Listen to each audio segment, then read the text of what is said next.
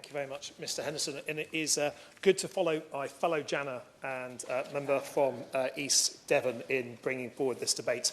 The performance of South West Water is not good enough. It is something that is felt by the constituents he represents and the constituents that I represent. And there needs to be new, renewed cross-party pressure on the company to invest in the services that are required to cut sewage spills, to return reliable water usage all year round, and to address the concerns that exist about drought in our area. Now, I think sewage, raw sewage, is the perfect metaphor for the last 14 years. For years, South West Water have dished out huge dividends to its shareholders while dumping sewage into our rivers and seas. Our region deserves so much better than that. The most recent data from the Environment Agency hasn't yet been published for 2023, I understand, but from the 2022 figures, there were more than 37,000 sewage spills in the southwest. In Plymouth alone, there were more than 2,000, an average of 5 spills every single day. That was 12,750 hours of sewage dumping. Now, according to South West Water's live interactive map on storm overflows, as of 3:30 today, there are 26 bathing water locations across Devon and Cornwall that may be affected by the operation of overflows, including 2 in Plymouth. Having more data is a necessary part of being able to respond to the challenges of a lack of investment in infrastructure for a long time.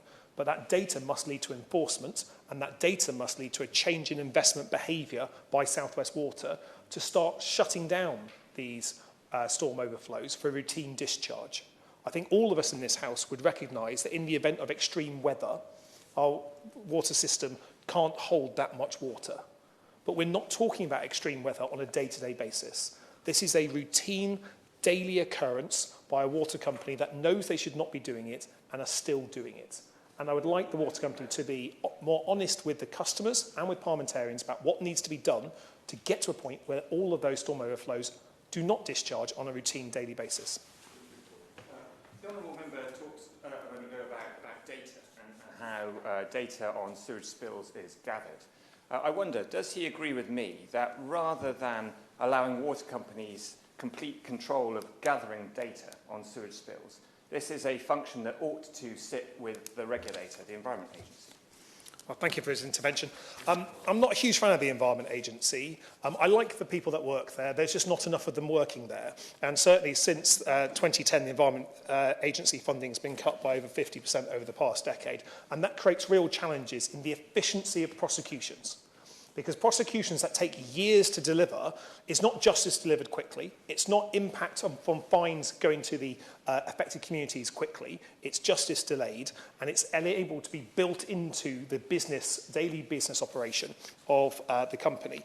Now, particularly, Ms. Anderson, I just want to pick up on one final point before I finish my remarks, and that is around the investment that South West Water is making at Devil's Point in Plymouth. As a regular wild swimmer there, I swim all year round in short and in wetsuits, depending on the time of the year. I'm grateful that the Minister, I think his predecessor, authorised the campaign that I was running for a new bathing water status at Devil's Point and Firestone Bay. That's very welcome.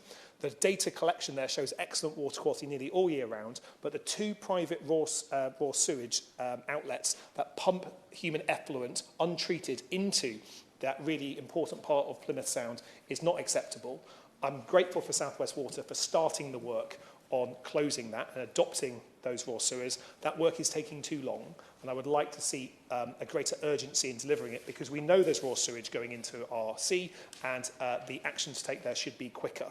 I'd encourage the Minister to keep pressure on South West Water, because as a water company, they're not investing enough in the infrastructure that we need, and I do have long-term concerns about the amount of water in our system that will prevent future droughts and future water restrictions in the summer. So I'd be grateful the Minister could keep that pressure on South West Water so we're getting the water and sewage services that we deserve as a region.